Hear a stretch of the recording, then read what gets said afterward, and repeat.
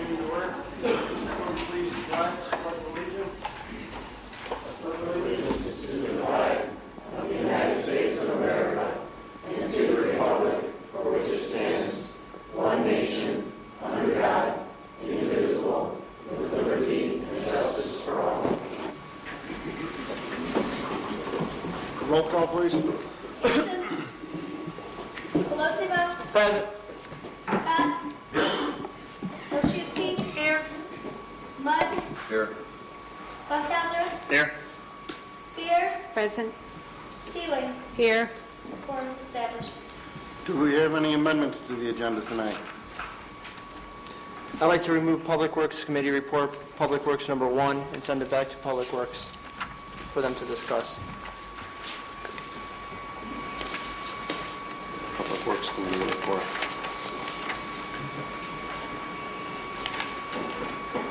Need a motion or anything for that? Or? Consent agenda.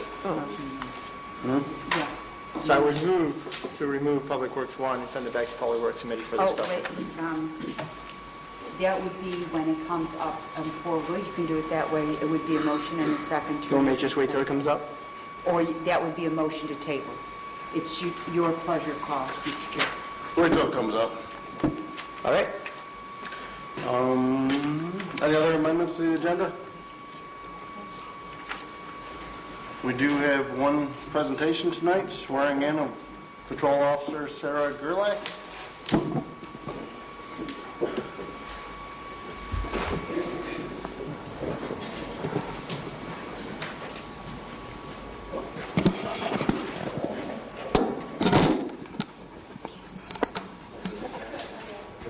Please raise your right hand. I state your name. I, Sarah Black, Having been appointed to the office of Patrol Officer having been appointed to the office of patrol officer for the United City of Yorkville for the United City of Yorkville and the County of Kendall aforesaid, in the county of Kendall, aforesaid, do solemnly swear do solemnly swear that I will support the Constitution of the United States, that I will support the Constitution of the United States, the Constitution of the State of Illinois, the Constitution of the State of Illinois, and that I will faithfully discharge and that I will faithfully discharge the duties of the office of Patrol Officer the duties of the office of patrol officer of the United City of Yorkville Police of the Department United City of Yorkville Police Department according to the best of my ability. according to the best of my ability. Welcome aboard.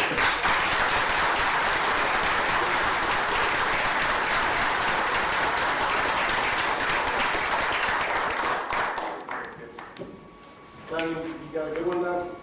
Yep. Back to sit. Take a nice picture while I'm Wow. You want to bring some family up? Or? Yes. Come on up and take a picture. Everybody else is cheating out, huh?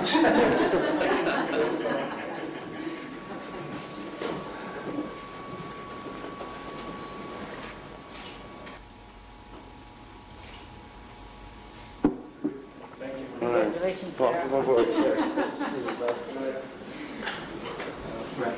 Thank you. Thank you.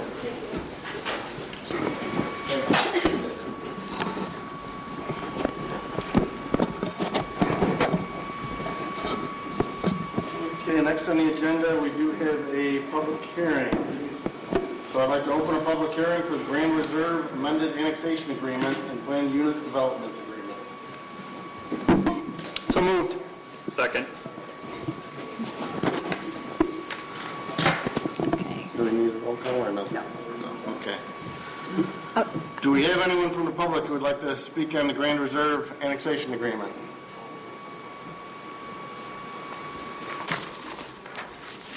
Okay. So I would like to close public hearing for the Grand Reserve Amended Annexation Agreement. Easy night tonight. And this will come back in 2 weeks for a vote, Bart? Yes. So moved. Just for the record. No, we don't need to do. All right. Next, we have citizen comments. Are there any citizens in the audience who would like to make a comment to the city council?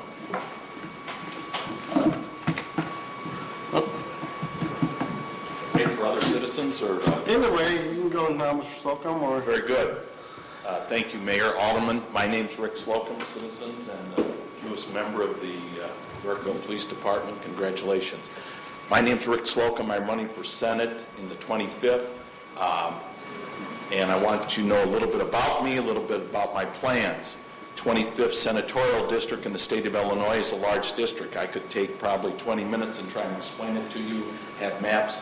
But basically down in this area, it's in the shape of an H, and it goes from Route 4771 up to the west side of Oswego. It dips across the Fox River into Oak Creek subdivision, some area there, goes to the eastern edge of Plano, and goes all the way up to Campton Hills. That's on through Elburn and Sugar Grove. In Batavia, it's the middle of the H that bridges to the other side, right through downtown Batavia, goes all the way to Route 59. And that side, it drops down to 6 precincts in Naperville, Stonebridge, and it goes all the way to South Elgin. It goes into Cook County and Hanover Township. Comes down through Wayne, East St. Charles, East Batavia, Geneva, and so forth. Again, I've been a citizen of Sugar Grove and Aurora for 33 years. I practiced law in Kane and Kendall County and DuPage County that entire period of time, business transactions, family law. My background in the community, I've served numerous terms on the staff parish at Wesley Methodist Church in Aurora. I've served on fundraisers for Aurora University, and I've served 16 years on the West Aurora School Board, 4 as president. During that time, we built over $100 million in buildings, and yet during that time, we had one of the lowest per pupil expenditures throughout the Kane County school districts. Now, we're moving forward. At this point, the state of Illinois is in a situation where we have a revenue problem. I mean, we don't have a revenue problem, but we have an expenditure problem. We've got to address the taxes and the issues of expenditures and what's going on with those amounts of money. Recently, as you all know, we raised the income tax in the state 67%. We raised the corporate rate, and yet the latest news is we're still $7 billion overdrawn in our expenditures, and we have pension expenditures and amounts due of over $100 billion. My position is we have to reduce the expenditure side. We have to look at every program, every department, and say, what are we doing to reduce these expenditures and make this a more business-friendly state? When you have the governor of South Dakota soliciting businesses from the state of Illinois, and you've got Governor Christie from New Jersey spending hundreds of thousands of dollars in the Springfield paper and the Chicago Tribune to solicit jobs from Illinois, which is at the crossroads of America with all types of transportation. There's something wrong with the business climate here. We have to change that. I pledge that, and I pledge to be involved in the communities. There's over 14 municipalities in this district, and I'm sensitive to the issues that the state now has attempted to balance its budget even on the back of the municipalities by taking back, possibly trying to take back some of that revenue. I'll be available. I have pass-outs here for you. Please check my website. It's www.slocumforsenate.com. Send me an email. Give me some information as far as what you think about the comments and positions on that. Thank you for the time to make a presentation. Please sign in, sir. Yes.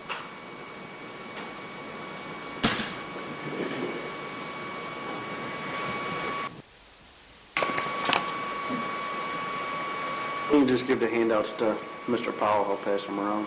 Very good.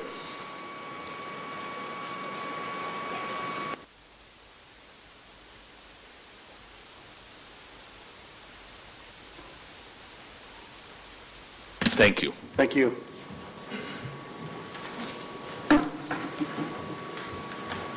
Good evening, I'm Lynn Dubacek, and I was here a few weeks ago to talk to all of you about the bike path, the Kennedy Road bike path. And I wanted to provide you with an update as to what we've accomplished since I was last here. The formal organization has been applied for from the state of Illinois. The organization is called Push for the Path. We have also reserved the website name and we have 3 officers and directors of the corporation. They are John Ammons, who is the owner and president of Wheatland Title. And if any of you are familiar or not familiar, Wheatland Title is one of our largest private employers here in Yorkville. They have a multi-million-dollar investment in our community located right on Route 34, just west of Route 47. Myself, and I'm the executive director of the Yorkville Economic Development Corporation and have been a resident for about 16 years. And the third person is Maureen Sharp, who's been a resident of Yorkville for about 13 years, and she is a local realtor. And the 3 of us will serve as officers and directors of Push for the Path. So we have that begun, and we, again, have the website secured with pushforthepath.org, but we also have reserved .com and .net and .biz to make sure that things get sent our way. And we are prepared, knowing what the structure of the financing of what the city is going to be requiring, starting in 2012-2013, the dollar amount is $19,000. Bill McHugh has had an annual golf outing for Darlene and Dan McHugh, and you know that's a vital component of this Kennedy Road bike path, or multi-use path, I should say. We have all committed to work with Bill and to revitalize that golf outing, and we know that's a very good source of funds to be coming in to be able to fund these dollar amounts that are required in the upcoming years. There is a year, it's 2016 to 2017, that there's going to be about $147,000 that is due. All the other amounts are $20,000 or less. There's one year that's $7,000, but we're confident the golf outing itself will be able to provide those dollars. The year, obviously, that the construction is done, which is 2016-2017, that's $147,000. We are also looking into different foundations that we're going to be able to access. I've already talked to somebody from Wrigley and have access to the Wrigley Foundation, which they're very interested in participating and helping us to get some dollars. And when I talk about the golf outing, there are so many other fundraisers and different ways that we could get people involved. That's just one outlet, and that's an outlet that's been in existence for many years, since actually Dan passed away, which was in 2005. So I'm confident that with the leadership of John and Maureen and myself, that we'll be able to commit to you and fulfill our promise to raise these dollars. Also, I know that there is a federal grant for $1.387 million for this, that we're trying to fulfill the shortfall on that. And I know that there is a time frame on that will be coming up, and we don't want to lose those $1.387 million. And so we ask you to take a look at this and know that we're willing to take this from your plate and raise these dollars on behalf of the city of Yorkville under pushforthepath.org. Thank you. Thank you.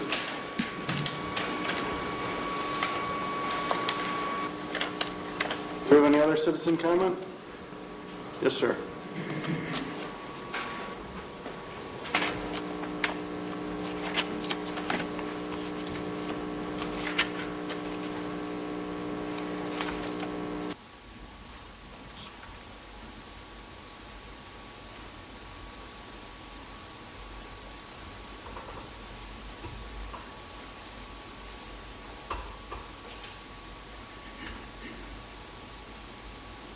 Jesse Alaniz, Colonial Parkway, Your Honor. Good evening, Your Honor, members of this Honorable Council, citizens and members of the press. This evening, I would like to address our fellow citizens on our current state of government. If men were angels, no government would be necessary. If angels were to govern men, neither external nor internal controls on government would be necessary. Each and every empty chair that we see here is then a vote of confidence for this council. It is a vote from our citizens that this council may proceed in any way it sees fit. In a democracy, a federal government rules us and determines what rights we have or don't have by means of a majority vote. In a republic that was left to us, the government governs by the consent of the people, and the people are the supreme law of the land, and it is their law that is the law of the land. During this past month and a half, this council has had to make several hard decisions and in some instances, the mayor has had to cast a tire-breaking vote. This has not been an easy decision as seen by the expression on our mayor, but it is the one most consistent when our citizens don't participate in our government. It is morally wrong, then, to criticize our government when we refuse to participate, for a wheat field infested with chaff is not the fault of nature, but the cause of a sluggard owner. Government at all levels needs to hear your voice and your sentiment, and good government is as much as our responsibility, just as much as it is of those who are elected. Freedom has many difficulties. Democracy is not perfect, and when one man is enslaved, all are not free. The fires of discord and discontent burn in many cities, counties, and towns and states throughout our nation, threatening destruction and threatening violence. A great change is at hand, and I believe that our goal and our task must be that of taking back our country and nation, one city at a time, from an overreaching government at many levels through a peaceful process as we possibly can. My fellow citizens, I don't know where you stand, but as for I, an American of Mexican descent, will never demand that any ordinary American man, woman, or child lay down their life, liberty, or property for my sake as a human being. I would instead only count on your generosity as individual Americans and on God's grace if needed. Ignore then those negative voices of the politicians, the pundits, and the media, for Americans have always been willing to pay a price for their liberties, surrender or submission not being one of them. I therefore urge you to gather with friends, family, and neighbors to take turns in sacrifice at least 3 days out of the year to attend hearings and meetings such as these. For an empty hall cannot constitute a government of we the people, by the people, for the people. Thank you, and may God bless America. Thank you, Your Honor. I yield the floor. Do we have any other citizen comment? All right, and I will entertain a motion to approve the consent agenda. So moved. Second. Roll call, please. Colosimo. Aye. Milczewski. Aye. Spears. Aye. Munns. Aye. Buckhauser. Aye. Teeling. Aye. Pat. Aye. We have no minutes for approval. Moving on to mayor's report. Mayor's report number 1, I will entertain a motion to approve a resolution acknowledging satisfaction of a development agreement reserved at the Fox River Apartments and authorize the mayor and city clerk to execute. So moved. Second. Comments, questions? Roll call, please. Spears. Aye. Colosimo. Aye. Buckhauser. Aye. Milczewski. Aye. Teeling. Aye. Pat. Aye. Munns. Aye. Motion passes. Next, I'll entertain a motion to approve a grant of permanent fire hydrant easement agreement between Bridge Street Plaza and United City of Yorkville for 213 South Bridge Street and authorize the mayor and city clerk to execute. So moved. Second. Any questions on that one? Roll call, please. Spears. Aye. Colosimo. Aye. Buckhauser. Aye. Milczewski. Aye. Teeling. Aye. Pat. Aye. Munns. Motion passes. Next, I will entertain a motion to authorize a reduction to the Comerica Bank Letter of Credit number 628335-04 and an amount not to exceed $328,925.02, subject to verification that the developer has no outstanding debt owed to the city for this project. So moved. Second. Comments, questions on that one? Yes, sir. Well, on this one, I'm reluctantly going to vote for it. I just want to show that this is the perfect example of things, if they're rushed on the front end, how sooner or later we pay on the back end. So I'm going to vote for this because it needs to be done. We need to support our local business to make sure they remain here in Yorkville. But I'm not happy about it, so. We changed it. It's just Raging Waves. You're doing Grand Reserve right now, right? You skipped over Raging Waves? No, I did not. No, we're doing Raging Waves. Oh, okay, sorry. Yes. I got no problem with Grand Reserve. Okay. But with Raging Waves, it's, I'm going to vote for the reduction. Hopefully, we'll rebuild the collateral over the next couple of years with the taxes that we'll be holding back in escrow. But I just want to point out I'm not happy about it. We need to be a little more cautious in the future when we come up with these agreements and we approve things in the city. Any other comments, questions? Roll call, please. Colosimo. Aye. Funkadler. Aye. Milczewski. Aye.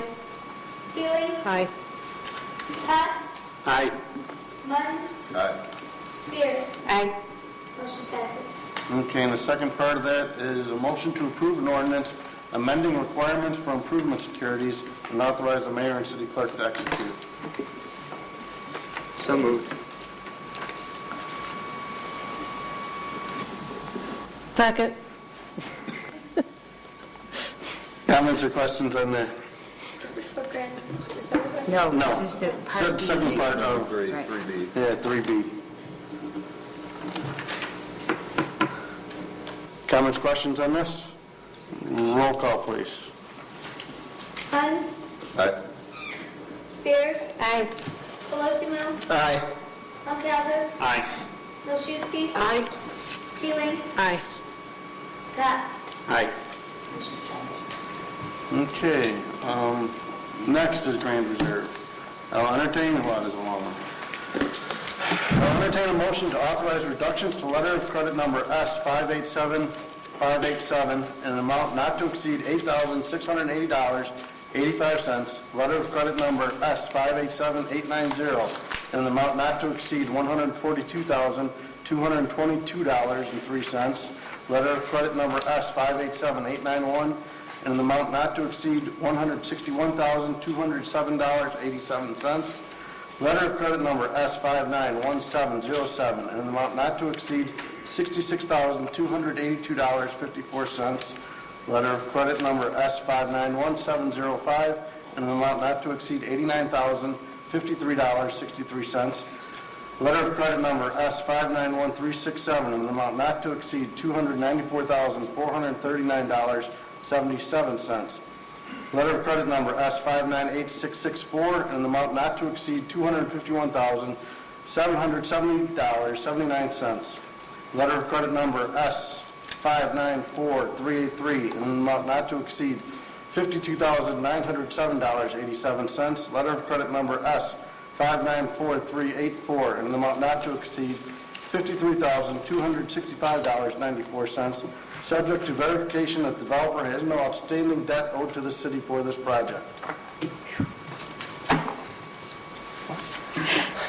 Can you repeat that? Second. Comments, questions on letter of credit reductions for Grand Reserve? Roll call, please. Funkadler. Aye. Milczewski. Aye. Teeling. Aye. Gilson. Pat. Aye. Muns. Aye. Spears. Aye. Colosimo. Aye. Motion passes. And I'll gladly turn it over to Public Works Committee report. Vice Chair of Public Works is Larry? Jackie? I keep it back to Diane. Not me. I know that. This is back to me. I entertain a motion to accept the ITEP Bike Path Grant Award for the Kennedy Road Shared Use Path. Make a motion. You made the motion, we need a second. Second. Comments, questions on this?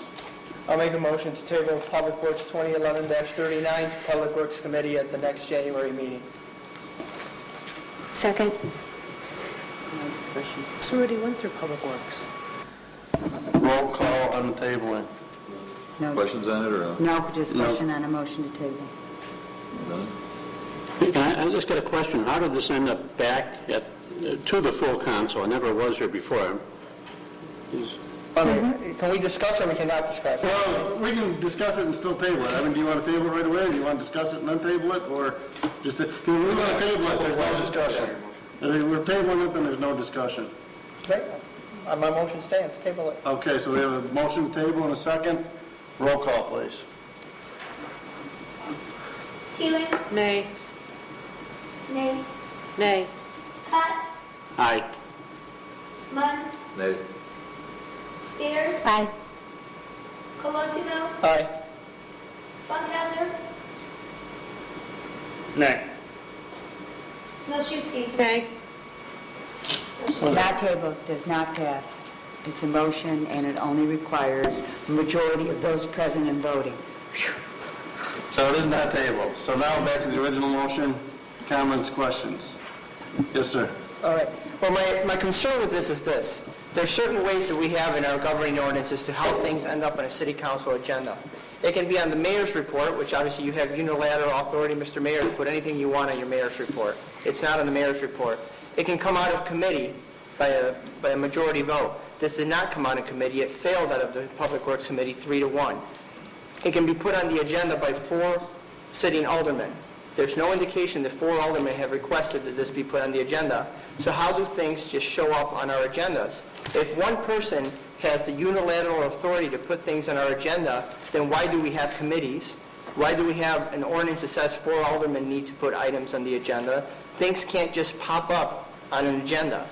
We either follow our rules or we don't follow our rules. And that's my concern with it. It should go back to Public Works. If it needs a decision of the council, then it comes out of Public Works with a negative recommendation, and then we vote on it in City Council. It doesn't just pop up on the agenda mysteriously. That's my concern with it. Well, I think there is a negative recommendation in the memo. Yeah, it said 3-0 negative. But Yes. I'd be happy to comment on that. Feel free. I looked at the precedent and the ramifications of allowing 3 aldermen, albeit a majority of the committee, potentially outweighing the majority of the city council. I don't for sure obviously know how the votes are going to go for this. I think I can anticipate that it would probably be voted down based on the negative recommendation. And I wanted that formally before I sent off a letter to IDOT. So I didn't think the city council would want me in the future, even though there was a majority recommendation in a committee, to create an obligation of the city council and ship off a letter to IDOT that says, we reject this grant based on a committee vote, and, we're turning down $1.4 million. So I was simply asking for direction one way or the other to come from the entire city council on something that the city council has previously authorized us to do. So that's the reason why I decided to request it to move forward, just to get final recommendation. Charlie, you want to stay on the same train of thought, or? Well, I just want to, so then, are we in essence, what we're doing here is a committee of a whole? I mean, why do we have individual committees on different subjects? If we're going to bring subjects out to discuss as a whole anyway, then we're wasting our time with our committees. Our committees are in essence useless. Because if something happens in committee and the vote is not appreciated or liked or it just dies in committee, if it's going to end up in front of the whole council, then we might as well just go to every Tuesdays and alternate committees of the whole and be done with it. I mean, what's the purpose of having a committee? Sure. I think the difference here lies in the distinction that the city council had prior authorized this expense and this, grant to take place. There are a lot of things that would proceed forward to committee, get talked about, debated, and would die, that I would have absolutely no quarrel in saying, okay, this should die here because this is the direction of the city council. But the fact that it was prior authorized and essentially you're turning down $1.4 million in revenue that had been previously authorized, I just didn't want to get into a situation in the future where I was stuck between a committee telling me to do things and potentially the rest of the city council telling me to do something completely different. That's it. Rose? I would have to argue that. That is how our procedures are set. We have many committee meetings in order to set and establish the right procedures. So I think that, and if we're going to follow what a previous council established, I don't think we can continue to do that. Why do we not follow what our residents voted against as far as the BIPAC referendum? Twice they voted against it.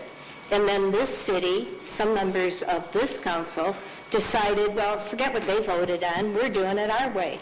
So again, this to me is an example of not following the procedures that this council did establish.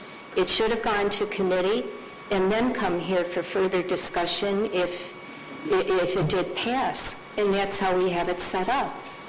So irregardless of what the subject is, I don't think that staff or one council member or somebody can say, we'll disregard that because this subject is important to me or the city or, and that's what it appears to be, and I'm sure it's not. I give you that benefit. It's not that you wanted to give everybody, but again, to follow procedures, this should go back to committee. Jackie? And when this was in Public Works, more things have come up with Lynn Dubicek, and we didn't have that information when it was at Public Works. I see both sides. I agree with you, because that is our procedure, but then I also understand where Bart's coming from. I guess, number one, when do we have to get back to IDOT, whether we're accepting this or... Your mandatory deadline is the end of January, and my comment would have been about tabling is, since it's been presented to the entire city council, no action is the exact same action and direction to staff as a negative vote on this. So as long as everybody's aware of that and aware of the legal obligation you're creating by taking no action, I'm fine with that. This is a policy decision. I don't want to debate any of the aldermen as to your role and my role on voting something and putting a majority. I just didn't want us to get into a situation in the future where we've got 3 aldermen to say one thing, the other 5 think the other way, without at least bringing it to somebody's attention. So. No, I see both sides of it. I think that maybe I agree then with Carlo that maybe we have time, it should get tabled back to Public Works, so we would have more time to hear out Lynn and her group and hear what they're doing and how they're coming along, because that kind of affects us. Mr. Mayor, the motion made that was voted down was a motion to table, which is a motion not subject to discussion. The original motion, which was not seconded, that Alderman Colosimo made, was a motion to return it to committee. They're 2 separate motions, because the motion to table would bring it right back here and not accomplish what your original motion, which was never seconded. So I think you as a chair would have the right to rule if you would entertain a motion to send this back to committee. Excuse me, Kathy, I did second his original motion. It was never voted on. It was then we went to a motion to table so that there wouldn't be discussion. So doesn't it come back to us now to vote on the original motion? The motion to table was voted down. So now we have 2 choices. We could either go with the final vote on it, or we could entertain a motion to return it back to Public Works. So Carlo already made that, and I second it. Do we have to do it again? Yes. Because I make a motion. I make a motion to send it back to Public Works. Second. And you would recognize that motion? Sure. Okay. We have discussion on that? You may have discussion on that. That is not a motion to table. Just like the... That is a motion to move it to a certain place, certain. Do we have any comments or questions on the motion? Don't laugh at me. It's true. Marty? Yeah, just because I'm not on public, no. So just a couple comments on it. Yeah, this is a tough issue, been bouncing around for a long time, but basically it's an issue of providing amenities to the city of Yorkville. Businesses won't locate to Yorkville unless there's enough rooftops, so that means less tax base. Yorkville will not have enough rooftops to attract business unless Yorkville has reasons for people to move here. So it's kind of like the dog chasing its tail. If the businesses don't locate here, taxpayers continue to fund all of the tax base, unlike a town like Orland Park that has heavy retail that city taxpayers pay no city tax because all the business pays the taxes. So we do have some good amenities here. You know, we got a nice, safe town, decent shopping, raging waves, some good restaurants now. The river downtown starting to be developed. But if you can't get to all these places, I don't know if people are going to live here. So it's kind of like, do we let the town become a ghost town and nobody moves here and it just keeps getting worse? Or do we take a chance and do some amenities? And again, I'm not saying this is the amenity that's going to bring everybody to Yorkville, but eventually we got to have reasons for people to move to Yorkville. So the business would follow the people and they pay the taxes for the residents. So it's kind of like sometimes you got to take one step back to go two forward. So that's my comments on it. Larry? Yes, Mr. Mayor, I voted against this in committee mainly because I don't think we can afford it. Now, if somebody wants to step forward and pay the city share, I'm all for it. I mean, I voted for the Route 47 and Route 71 trails. I think they're great, but I don't think we can afford it right now. I have no problem going back to committee with this and reviewing the potential of somebody else footing our share of it. But I don't know how that's going to work, because that's nothing more than a promise at this point in time. And I don't think IDOT wants to enter into an agreement based on a promise that somebody else is going to pay the city's share. So, but if we want to bring it back to committee, I'll support that. Anyone else? Okay, I think that's the right move. Send it back to committee, further discussion, and take it from there. Roll call, please. Spears. Aye. Colosimo. Aye. Buckhauser. Aye. Milczewski. Aye. Teeling. Aye. Pat. Aye. Muns. All right. Motion passes. Mr. Mayor, can I ask a question too? Sure. As far as the procedural thing, are we going to have to put that on an agenda to discuss sometime? Because I do agree with, if we have one way to do things, because otherwise, like we said before, either the committee has the power to move forward or they don't. If it doesn't, the committee's kind of a waste of time. So I know, and maybe you can comment on this, but I remember years ago on EDC, I had an issue in front of us, it was a zoning issue. I wanted to kill it in committee, but the lawyer there, argued vehemently with me that a committee can't kill a zoning decision, you need a majority of the city council. So, I don't know where you're at. What can and can't be killed in committee? Maybe that's a conversation for another day, that's something we can take. Well, basically, how we've been able to deal with our rules is that the mayor has been the deciding factor in putting it on the mayor's report, which no one can obstruct. But the fact remains that the advice from my predecessor with regard to zoning is absolute, because our zoning code doesn't provide for the committee procedure. So maybe the thing for us to do is to look at it and distinguish those instances where we cannot follow our committee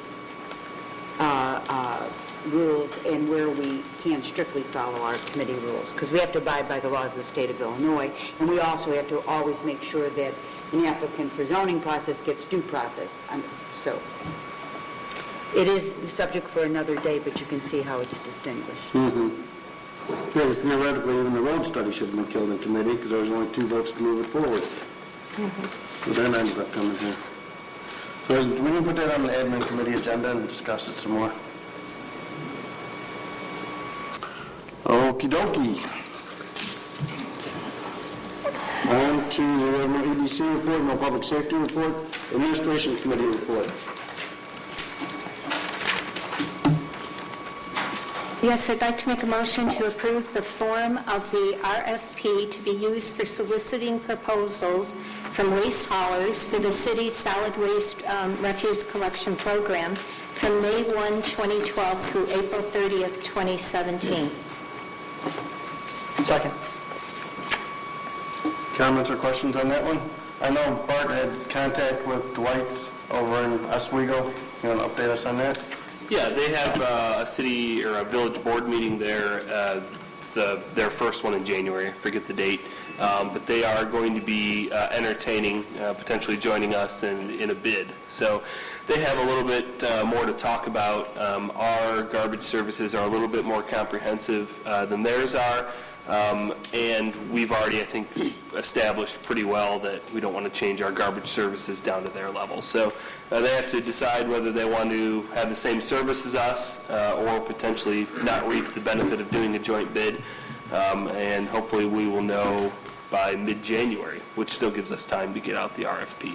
So that is one potential option, is we could wait another couple meetings and hopefully get a lower overall bid if we join with Oswego.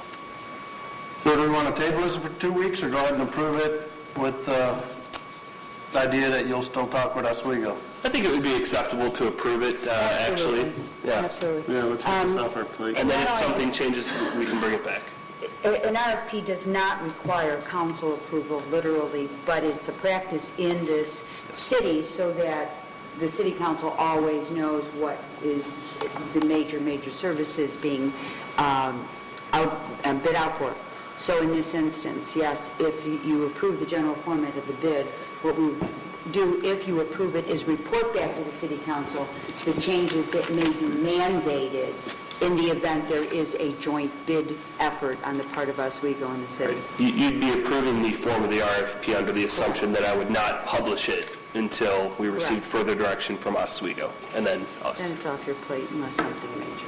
Yes, sir. Just one other issue on that. If we do partner together with Oswego, the termination of contract clause that we have in here, the notification, if we ultimately do partner, I think that we may want to have that language included that if one of the two parties terminates a contract, it does not affect the other contract. Of course. I don't, quite frankly, having experience with joint municipalities going out for bid, we're not going to succeed in the bid if one party has the right to sever the contract, because then what's the point of it going to joint? It's all or nothing. If it's terminated. We will be mandated to work together with a termination date and reasons for termination and price, et cetera, et cetera.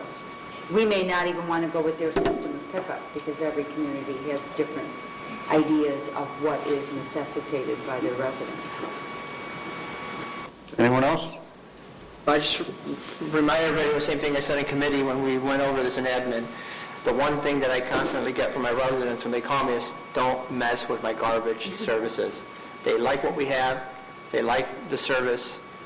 I'm not for changing it for any reason. So let's be very cautious before we jump in. I think we should proceed forward. We're a self-governing body. We have an RFP. We put it out, get our bids, and proceed. If Oswego is then interested in joining us, we'll listen to what they have to say, but I also am not in favor of sitting around waiting for Oswego either. We need to get our business done. Our contract is up in May. I want to make sure we have a new contract. We're signed on the bottom line, so we have no uninterrupted garbage services to our residents. So, Garbage pickup is something we do right, so let's not screw it up. Any other questions, comments? Roll call, please. Hutt. Aye. Muntz. Aye. Spears. Aye. Colosimo. aye. Funkhauser. Aye. Milczewski. Aye. Teeling. Aye. Motion passes. Do we have any park board report? No. Any planning commission report? ZBA? No. No city council report, city clerk report? City treasurer's report? Any community and liaison reports? Yes, sir. Just a quick one on YEDC. I attended the mayor last time. YEDC is alive and well. They lost a few members in 2011, but it's kind of stabilized, and the goal for 2012 is to do recruiting for more business or get the business that have dropped off back on. Actually, even though the membership is down, the revenue for 2012 is forecasted about $11,000 more, $211,000 compared to $200,000, and the expenses actually only went up $3,000 from $205,000 to $208,000. So if anybody knows any business in town that has dropped off, I encourage them to get back on in 2012 and continue to make the YEC a viable force with us trying to attract new business. Any other reports? Going once? All righty. No staff, any staff reports? No report? Any additional business?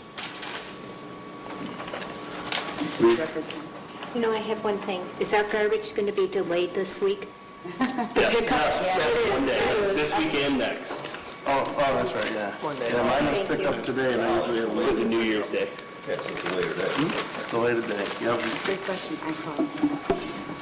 Okay, we do have one executive session, so I will entertain a motion to adjourn into executive session for no more than 10 minutes. So moved. Oh, for the purchase or lease of real property. So moved. Second. Roll call, please. Spears. Aye. Milczewski. Aye. Colosimo. Aye. Hutt. Aye. Teeling. Aye. Funkhauser. Aye. Muntz. Aye. Motion passes.